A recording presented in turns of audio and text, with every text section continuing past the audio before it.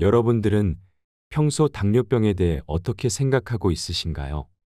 대부분 사람들은 이렇게 말을 하고 있다고 합니다. 검사를 할 이유를 모르겠고 할 필요가 없다고 생각해요. 나이 드신 분들이 걸리는 질환으로 알고 있거든요. 제가 단 음식을 안 좋아해서요. 대한당뇨병학회가 발표한 당뇨병 미인지율 통계 자료에 따르면 당뇨병 환자 10명 중 3명은 스스로 당뇨병이 있는 줄도 모르고 있는 것으로 나타났습니다. 그러므로 당뇨병에 걸리면 우리 몸이 얼마나 고통스럽고 무서운 일이 생기는지 꼭 알아야 경각심을 갖고 당뇨병을 예방할 수 있습니다. 먼저 이 도서를 주목하시길 바랍니다. 국민건강 프로그램 KBS 생로병사의 비밀. 당뇨병 예방부터 치료까지 20년의 방송을 한 권의 책으로 만난다. KBS 생로병사의 비밀. 제작팀 지음. 강북 삼성병원 내분비내과 박철영 교수 감수. 펴낸 곳 비타북스. 암보다 무서운 당뇨병을 제대로 알아야 이긴다. 당뇨병을 이긴 사람들의 비밀.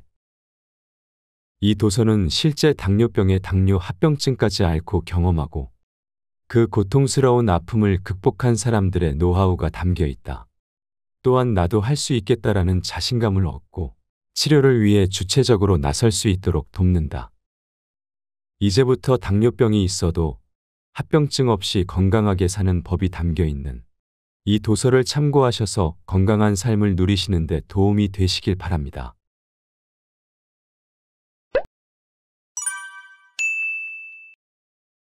첫 번째, 소리 없이 다가오는 당뇨병. 연구에 따르면 당뇨병 진단 시 환자들의 췌장 베타세포 기능은 이미 반도 남지 않는 것으로 나타났다. 심각한 것은 진단 수년 후부터 더욱 급격하게 췌장 베타세포가 감소한다는 것이다. 때문에 췌장 베타세포의 기능을 최대한 유지하는 것이 치료의 관건이다. 당뇨병이 발병했더라도 초기에 발견해 빠르고 정확하게 조치를 취한다면 다른 불행한 합병증을 막을 수 있다. 완치는 어렵지만 충분히 예방 가능한 당뇨병. 그 예방과 치료의 적기는 언제일까? 당뇨병은 심각해지기 전까지 그 모습을 잘 드러내지 않는 병이기 때문에 증상이 없더라도 정기적으로 체크하고 관리하는 것이 무엇보다 중요하다. 혈당 검사는 숨어있는 당뇨병을 찾아내는 방법으로 공복혈당 126mg 디아어, 식후혈당 200mg 디아어, 3개월 평균 혈당인 당화혈색소가 6.5% 이상이면 당뇨병으로 진단한다. 그러나 대부분의 사람들은 자신의 혈당 수치를 알지 못하며 당 검사의 중요성조차 인식하지 못하는 경우가 많다. 2012년 대한당뇨병학회가 발표한 당뇨병 미인지율 통계 자료에 따르면 당뇨병 환자 10명 중 3명은 스스로 당뇨병이 있는 줄도 모르고 있는 것으로 나타났다. 젊은 층에서는 45.6%, 중년층에서는 26.8%, 노년층에서는 18.7%가 당뇨병을 인지하지 못하고 있었다. 당뇨병이라는 사실을 알지만 치료를 하지 않고 있는 경우도 14.1%나 된다. 우리가 평소 혈액형과 몸무게에 대해 정확히 아는 것처럼 혈당에도 관심을 가져야 한다. 그러므로 당뇨병에 걸리면 몸에 무서운 일이 얼마나 많이 생기는지 알아야 합니다. 두 번째, 작은 상처가 다리 절단으로 이어지는 당뇨병 발. 올해 58세의 김 씨는 30대 초반 젊은 나이에 당뇨병 진단을 받았다. 그러다 10년쯤 지나 우연히 발에 상처가 나며 곪아가고 있는 것을 발견했다. 직장 상사가 아픈 데 없냐고 그래서 아픈 데는 없다고 했더니 발바닥 괜찮냐고 해서 발을 보여줬다. 그랬더니 당장 큰 병원으로 가라고 했다. 일명 당뇨병발이라 불리는 당뇨병 합병증이었다. 당뇨병발이라는 병도 몰랐을 뿐더러 무엇보다 통증이 없었다. 상처가 나도 잘 모르고 피가 나도 쉽게 멈추지 않았다. 발이 붓고 불편한 탓에 양말뿐 아니라 신발도 신을 수 있는 게 거의 없다. 당뇨병발은 치료 시기가 늦으면 일부를 절단해야 하는 무서운 합병증이다. 당뇨병으로 인해 신경으로 가는 미세한 혈관들이 막히면서 감각이 둔해지고 자극을 받아도 통증을 느끼지 못하는 경우가 많다. 통증을 잘 느끼지 못하기 때문에 반복적으로 어떤 자극이 가해져도 방치되는 것이다. 발에 상처가 있는지, 물집이 생겼는지, 굳은 살이 있는지, 피부가 갈라진 곳이 있는지, 색깔이 변한 데가 있는지 등 환자와 의료진의 세심한 관찰이 필요하다. 세 번째, 당뇨병이 암을 부른다. 64세 노 씨는 올해 3월 건강검진을 통해 대장암을 발견했다.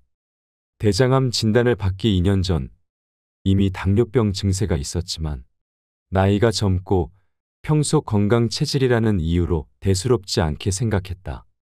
대장암 진단 당시 그의 공복혈당은 300mg/dl이 넘었다. 혈당이 이렇게 높아서는 대장암 수술이 안 된다고 일단 혈당 관리부터 하자고 하더라고요. 진짜 걸리지 말아야 될 병이 당뇨병 같아요. 당뇨병이 모든 병을 다 불러와요. 노 씨는 이제서야 당뇨병의 무서움을 깨달았다. 연구에 따르면 당뇨병은 독립적으로 암을 발생시키는 위험인자로 규명됐다. 음식으로 섭취한 포도당이 우리 몸을 움직이게 하는 에너지원으로 쓰이기 위해서는 인슐린이라는 호르몬이 필요하다. 당뇨병으로 인슐린 저항성이 생기면 고인슐린 혈증이 발생한다.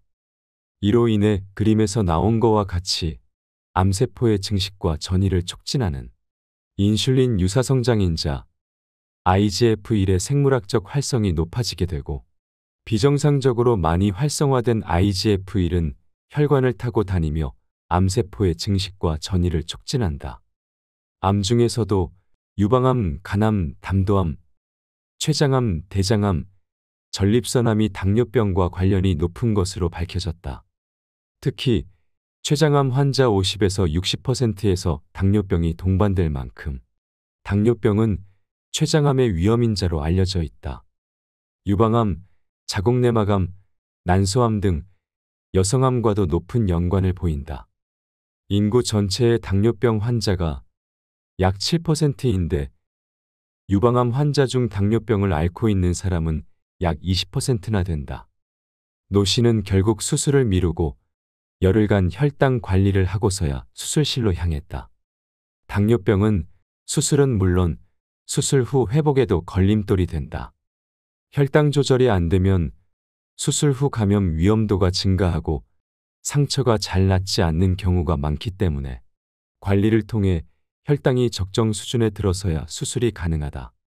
항암 치료나 방사선 치료를 똑같이 하더라도 당뇨병이 있으면 재발률 또한 높다. 당뇨병 환자는 물론 암 환자에게도 당뇨병 관리가 중요한 이유다. 네 번째, 실명 위험이 높은 당뇨병 망막병증.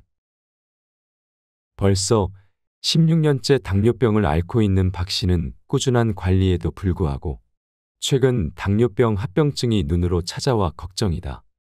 짠 음식 덜 먹고 채소 많이 먹고 운동도 열심히 해서 당뇨병이 많이 잡혔어요.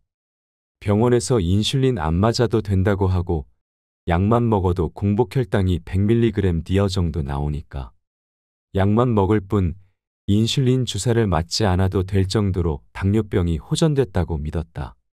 그런데 어느 날부터 눈이 침침하고 갑갑한 느낌이 들어 병원을 찾았다.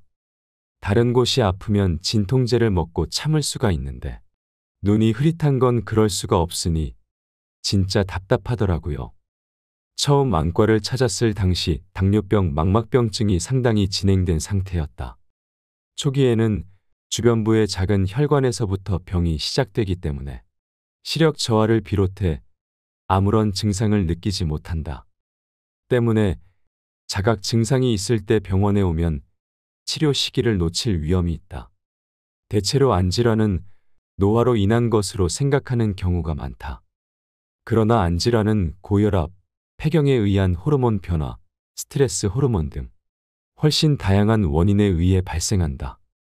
특히 당뇨병이나 만성신장 질환을 앓고 있는 환자의 경우 합병증으로 당뇨병, 망막병증 등의 안질환에 걸릴 확률이 높다. 망막은 눈으로 받아들인 정보를 뇌에 전달하는 얇은 신경조직이다. 장기간 고혈당에 노출된 당뇨병 환자의 경우 망막의 미세혈관이 약해지면서 출혈이 생기거나 망막에 지방 성분이 쌓이기도 한다. 결국 시신경이 죽어 실명에 이를 수도 있다. 당뇨병, 망막병증은 녹내장, 황반변성과 함께 실명 위험이 높은 3대 질환으로 꼽힌다. 최근 4년간 안질환 발생 환자 추이를 살펴보면 당뇨병, 망막병증은 약 28% 정도 증가한 것으로 나타났다. 이제부터 당뇨병을 이긴 사람들의 방법을 몇 가지 알아보는 시간을 가져보자. 먼저, 당뇨병은 유전일까? 부모에게 당뇨병이 있다고 해서 자식들에게 모두 당뇨병이 생기지는 않는다. 유전적인 성향이 중요한 원인이기는 하지만 100%는 아니다. 오히려 생활 속 스트레스, 식습관 등 환경적인 요인이 당뇨병 발병의 더 큰 원인이다. 이런 후천적 원인이 70%를 차지하고 유전적인 성향이 30% 정도 차지한다. 당뇨병을 이긴 사람들의 방법. 첫 번째, 과일은 껍질째 먹어라. 과일을 껍질째 섭취하면 건강에 더욱 좋다는 이른바 전체식을 실천하는 사람들이 늘고 있다. 과일을 껍질째 먹는 것은 과연 당뇨병과 얼마나 관련이 있을까? 최 씨가 수박 껍질을 먹어야겠다고 결심한 이유는 당뇨병 때문이다.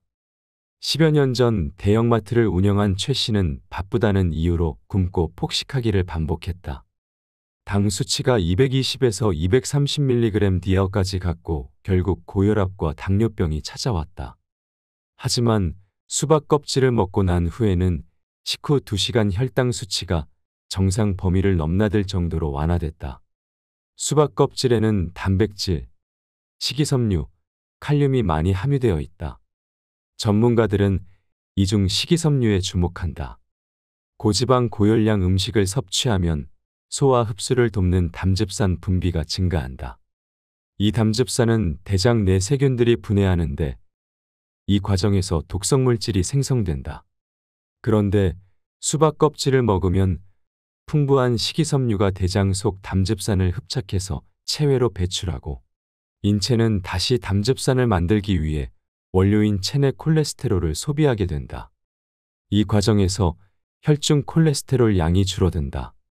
또 시트룰린 성분이 단백질 생성에 도움을 줘 근육을 보존해주고 지방 대사를 통해 콜레스테롤 감소를 돕는다. 이런 유익한 효과가 수박 껍질에만 국한되는 것은 아니다. 지원자 4명과 함께 한 달 동안 사과를 먹고 건강 변화를 살펴보기로 했다. 먼저 현재 건강 상태를 확인하기 위해 정밀 혈액 검사를 실시했다. 면담 조사를 통한 병력과 식이 습관 분석 그리고 기본 계측 검사를 실시했다. 참가자들은 모두 혈당, 혈압, 콜레스테롤 수치가 높아 당뇨병 혹은 당뇨병 위험군에 속했다. 2명씩 2팀으로 나눠 한 팀은 4주 동안 사과 껍질을 먹고 다른 팀은 과육만 먹도록 했다. 그 외 나머지는 평소와 똑같이 생활하도록 했다. 한 달 후 다시 정밀 혈액 검사와 식단 분석 그리고 기본 계측 검사를 실시했다. 그 결과 장기간 혈당 변화를 알 수 있는 당화혈색소는 껍질팀과 과육팀 모두 약간씩 감소했다. 특히 껍질팀 참가자는 큰 폭으로 감소했다. 실험을 진행한 아주대병원 가정의학과 김범택 교수는 그 원인으로 사과 껍질의 플라보노이드를 꼽았다. 과육이나 씨보다 껍질의 3배 이상 많이 함유된 플라보노이드는 우리 몸에서 항산화제로 작용해 만성질환을 예방한다. 사과나 수박 외에도 과일은 되도록 껍질째 먹는 것이 건강에 좋다.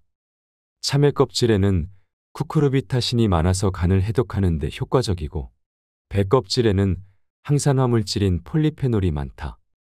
또 포도 껍질에는 항암과 항염증 효과가 있는 레스베라트롤이 많은 것으로 밝혀졌다. 하지만 아무리 과일 껍질에 좋은 성분이 많다고 해도 적당량을 섭취하는 것이 우선이다. 과일이 고혈당의 가장 흔한 원인이 된다는 것을 명심하고 당뇨병 환자들은 더더욱 과일 섭취에 주의해야 한다. 당뇨병 환자는 귤은 작은 것 1에서 2개, 사과는 반 개, 배는 4분의 1쪽 정도가 적당하다. 껍질을 먹으면 안 되는 것도 몇 가지 살펴보자.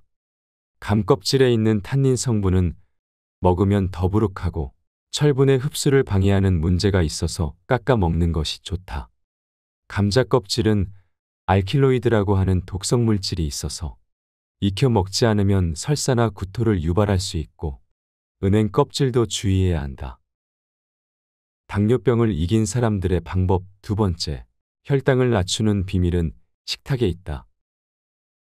간혹 당뇨병 환자들이 먹는 것을 제한하지 않는 대신 운동을 더 열심히 하겠다라고 말하기도 한다. 그러나 식습관을 고치지 않고 운동만 해선 절대 혈당을 떨어뜨릴 수 없다.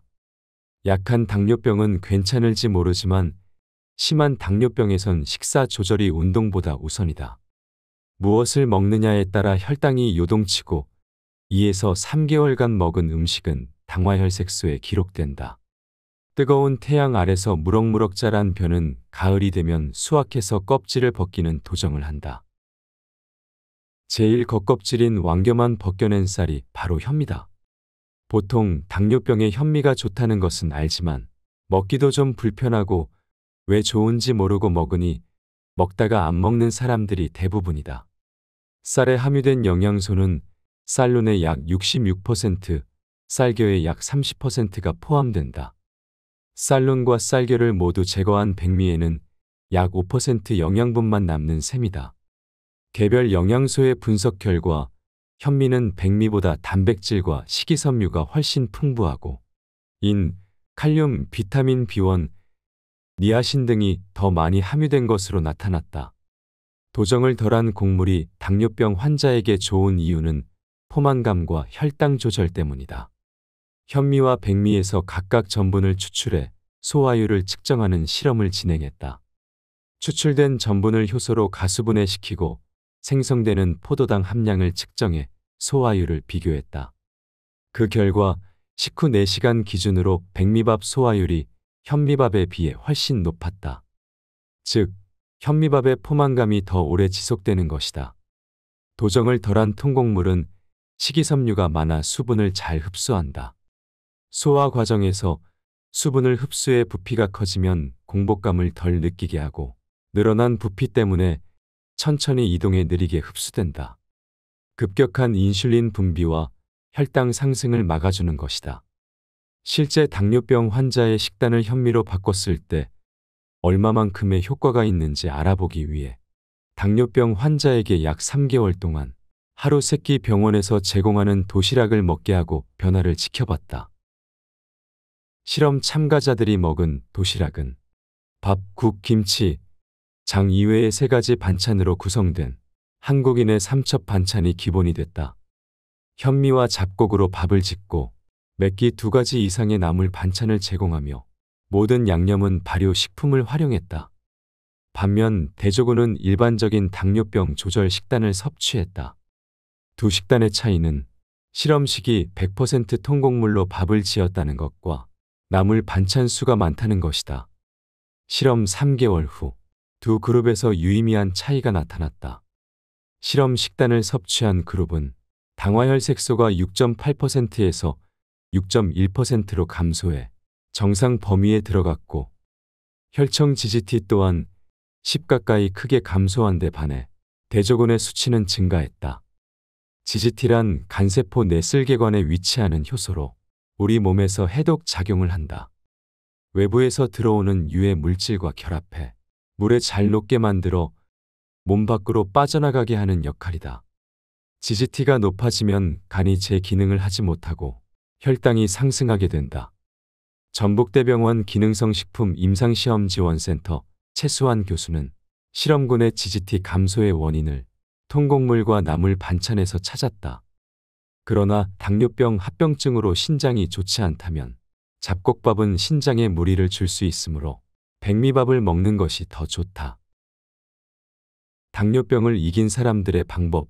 세 번째, 입이 마를 땐 사탕 대신 차를. 당뇨병 환자 중에 입이 마를 때마다 사탕을 찾는 사람이 적지 않다. 당뇨병 환자에게 섭취된 설탕은 인슐린 저항성으로 인해 포도당 형태로 몸에 흡수되지 못하고 소변으로 배출된다. 이때 수분도 함께 빠져나가기 때문에 입이 마르고 단 것을 찾게 된다. 근본적으로 입을 마르게 하는 원인은 당뇨병이기 때문에 그 원인이 되는 사탕을 끊고 필요할 때 생수나 당이 없는 옥수수차, 보리차, 결명자차 등 차 종류를 마시는 것이 좋다. 그리고 설탕 대신 올리고당을 사용한다. 혈당을 빠르게 올리는 설탕과는 달리 올리고당은 단당류가 3에서 10개 정도 결합되어 있는 형태로 소장에서 소화되지 않아 혈당을 쉽게 올리지 않는다. 되도록 설탕보다는 올리고당을 사용하는 것이 좋다. 네 번째, 설탕보다는 좋다는 매실청, 제대로 알고 먹자. 레몬과 설탕을 1:1 비율로 섞어서 병에 담는 장씨는 오미자, 매실도 같은 방법으로 만들어 놓았다. 이렇게 만든 발효액은 각종 양념을 만들 때는 물론 고기나 생선 요리에도 빼놓지 않는다. 설탕보다는 건강에 좋을 것이라는 믿음 때문에 거의 모든 요리에 설탕 대신 매실청을 사용하고 있다. 설탕은 100% 그냥 설탕인데 매실청에는 매실과 설탕을 반반 1:1로 담았잖아요. 또 매실에 좋은 성분이 섞여서 설탕보다 낫지 않을까 싶어서 먹고 있어요. 과연 매실청은 설탕보다 좋을까? 설탕이 소량 있을 때는 미생물이 자라나는데 영양 성분이 될 수 있다. 하지만 문제는 설탕의 양이다. 매실과 설탕을 1:1로 담그는 방식은 당 함량이 너무 높아서 되려있던 미생물까지 죽게 만든다. 50%는커녕 10%만 돼도 미생물이 자라기 힘들기 때문이다. 건강한 매실청을 먹기 위해서는 설탕의 농도를 대폭 줄여 10% 이내로 담가야 한다. 다섯 번째, 단백질의 중요성과 당뇨병에 좋은 식사법. 탄수화물을 섭취하면 100% 혈당으로 간다. 그런데 단백질이나 지방은 일부만 혈당을 높이는 작용을 한다. 또한 식전에 채소를 먹으면 식이섬유가 위장관에서 소화 흡수가 빨리 되지 않도록 잡아주는 역할을 하기 때문에 혈당이 빨리 오르는 것을 막을 수 있다. 단백질 식품은 혈당의 급격한 상승을 막아주는데 양질의 단백질을 섭취하는 것이 중요하다. 양질의 단백질이란 대부분 동물성 단백질을 의미하는데 지방이 적은 살코기, 닭가슴살, 계란, 우유 등 푸른 생선, 흰살 생선 등이 있다. 이 외에도 단백질을 보충할 수 있는 식물성 단백질로는 두부, 콩, 오트밀, 견과류, 단호박 등이 있다. 그리고 당뇨병 환자가 혈당 조절이 안 되면 당장 적게 먹으려고 무리한 시도를 한다. 그러나 그 상태를 지속하기란 쉽지 않다. 본인의 건강 체중을 유지하면서 정상적인 삶을 영위할 수 있는 식사를 해야 한다. 즉, 지속 가능한 식사법을 찾는 것이 매우 중요하다. 최소 15분간 천천히 먹는다. 어느 정도 음식을 섭취하면 소장과 지방세포에서는 식욕을 억제하는 호르몬을 분비하고 이 호르몬이 뇌의 포만 중추를 자극해 배가 부르다는 느낌이 들게 한다. 이때까지 약 20분의 시간이 소요된다. 그런데 음식을 빨리 먹게 되면 식욕 억제 호르몬이 제대로 작동할 시간이 부족해져 과식을 하게 되고 그로 인해 과다하게 분비되는 호르몬이 인슐린 저항성을 높여 비만과 당뇨병, 고지혈증 등을 악화시킨다. 종아리 굵기로 사망률을 알아보는 핑거링 테스트. 잠시 핑거링 테스트로 근육 건강을 알아보자. 엄지와 검지로 종아리의 가장 굵은 부분을 감싼다. 다 감싸지지 않는다면 근육량이 많은 것이고 손가락 공간이 남으면 근감소증을 의심해 봐야 한다. 도쿄대 노인의학연구소의 연구에 따르면 종아리 굵기가 굵은 그룹을 기준으로 딱 맞는 그룹은 근감소증 위험 2.4배 증가, 헐렁한 그룹은 6.6배 높으며 사망률은 3.2배 높은 것으로 나타났다. 세계에서 가장 작은 새인 벌새의 주식은 꿀이다. 그렇지만 벌새는 당뇨병에 걸리지 않는다고 한다. 1초에 80번 날갯짓을 하기 때문이다. 그만큼 당뇨병에 있어 신체 활동이 중요하다는 것이다. 그래서 벌새는 세계 당뇨병 연맹의 상징이기도 하다. 당뇨병에 좋은 운동은 여러 가지가 있지만 가장 쉽고 편리하게 할 수 있는 것은 맨발 걷기다. 맨발 걷기가 나를 살렸다. 맨발로 걷는 우리에게 숲길은 최고의 자연치유 종합병원이다. 신발을 벗고 맨발로 숲길에 들어서기만 하면 모든 아픔이 나아지기 때문이다. 숲길은 병원과 달리 신발을 벗고 맨발로 숲길에 들어서기만 하면 입원이 되어 입원 수속이 필요 없고 병원비도 없다. 당연히 의료진도 없고 약도 없고 부작용도 없다. 그래서 숲길은 오무의 자연치유 종합병원인 것이다. 발밑의 땅은 의사가 되어 우리들의 발을 조물조물 정성껏 기분 좋게 지압해준다. 머리 위로 떨어지는 햇볕은 간호사가 되어 고된 삶을 따스하게 위로하고 보살펴준다. 등 뒤로 지나치는 바람은 포근한 병상이 되어 내면의 긴장을 풀고 쉬게 한다. 언젠가 한 회원이 그랬다. 우리의 숲길 종합병원은 돈을 안 받아 미안하다고. 병원에 가서 비싼 돈을 내야만 병이 치유되는 것으로 알고 있는 많은 사람들에게는 미안한 일이다. 숲길 맨발 걷기가 가져오는 자연치유 효과의 가치를 돈으로 한번 환산해보자. 전문적인 지압사한테 1시간 지압을 받을 때 10만 원 정도의 돈이 든다고 한다. 우리는 숲길을 맨발로 한 번 걸을 때마다 10만 원씩 버는 셈이다. 심혈관 질환의 예방을 위해 매일 한두 정씩 아스피린을 장복하는 사람이 있다고 해보자. 따지고 보면 그 비용 또한 만만치 않은 것이 사실이다. 더군다나 현재 아스피린은 뇌출혈의 원인으로 지목되고 있어 의사들까지 처방을 주저하고 있는 상황이다. 아스피린 장복으로 인해 발생하는 질병의 치료비까지 환산한다면 맨발로 숲길을 걸어 혈액이 맑아져 아스피린을 복용할 필요가 없는 사람이 얻는 이득은 굉장한 셈이다. 면역항암제를 한 번 맞는데도 수백만 원은 든다는 것으로 들은 적이 있다. 면역항암제를 한 번 맞는다고 모든 암이 100% 완치되는 것도 아니다. 전체 암 종류 중 면역항암제가 강한 효과를 보이는 것은 몇 개 되지 않는다고 한다. 혈관 질환을 앓고 있어 혈액희석이 필요한 사람에게는 치료비가 얼마나 들까? 맨발로 걷는 사람은 일평생 혈관 질환을 앓을 일도 혈액희석제를 먹을 일도 없기 때문에 엄청난 비용을 아낄 수 있다. 2013년 미국 심장의학자인 스티븐 시나트라 박사팀은 숲길 맨발 걷기에 따른 접지의 혈액희석 효과에 대해 연구한 바 있다. 연구 결과에 따르면 10명의 건강한 사람들이 2시간 동안 접지했을 때 혈액의 점성이 접지 전보다 평균 2.7배가 묽어지고 혈류의 속도 역시 평균 2.68배가 빨라진 것으로 발표되었다. 맨발 걷기에는 부작용이 없다. 맨발 걷기는 완벽한 천연의 면역항암제이자 무해한 혈액희석제이자 항노화제일 뿐만 아니라 천연의 신경안정제이기도 하다. 또 항염증제이기도 하고 면역증 강제이기도 하다. 단지 신발을 벗고 맨발로 숲길을 하루 1에서 2시간씩 밟고 걸으면 아픈 곳들이 신기하게 나아진다. 건강한 이들은 더욱 더 건강해지고 젊어진다. 몸이 불편한 이들은 새로운 활력과 에너지를 충전받게 된다. 많은 이들의 간암, 갑상선암, 유방암, 혈액암, 충수암, 전립선암, 담도암 등이 맨발 걷기로 치유되었다.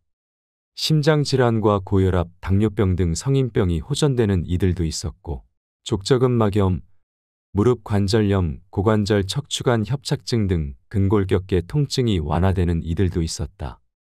아토피 피부염은 물론 만성두통, 안구건조증, 비염, 이석증, 이명증까지 질환을 가리지 않고 맨발 걷기는 효과를 증명했다.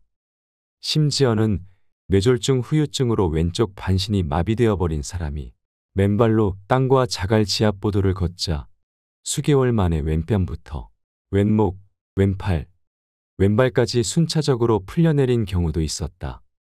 신경안 정제 등 약물을 과다 복용하며 하루하루 불안 속에 살아가던 어떤 회원은 오로지 땅이 나를 살린다는 믿음으로 맨발 걷기를 시작했다. 그렇게 약물을 다 끊고 사투와 같은 노력으로 맨발 걷기를 3개월여 실천한 끝에 건강을 되찾았다. 맨발 걷기를 통해 불안의 어두운 긴 터널을 빠져나와 마침내 밝고 환한 세상을 마음껏 구가하게 된 것이다. 맨발 걷기에 지압 효과와 접지 효과 및 발바닥 아치와 발가락 효과 등이 시너지를 이루며 발현된 결과 치유의 기적이 일어난 것이다. 맨발 걷기는 특별한 부작용도 없다. 맨발 걷기를 시작한 초기에 발등이 붓거나 발에 쥐가 나는 경우도 있지만 신경 쓸 정도는 아니다. 일부 명현 현상이 간혹 보고되고는 있지만 그 역시 적당한 맨발 걷기로 깨끗이 치유되곤 하였다. 맨발 걷기는 단순히 신발을 벗고 땅을 맨발로 걷고 즐기고 놀기만 하면 질병이 치유되고 몸과 마음이 행복해지고 또 젊어지는 참으로 신기하고 놀라운 건강증진법이다. 이는 우리의 조물주가 우리 인간을 설계해 주신 삶의 원형을 따르는 일이다. 그를 통해 우리는 조물주가 창조해 주신 질병 없는 생명체 본연의 건강한 모습을 서서히 재현해 나가고 있는 것이다. 당뇨병은 식사 조절과 운동에 도움이 없으면 약의 효과는 금방 떨어질 수밖에 없다. 식사 조절과 운동은 당뇨병 약을 도와주는 도움이다.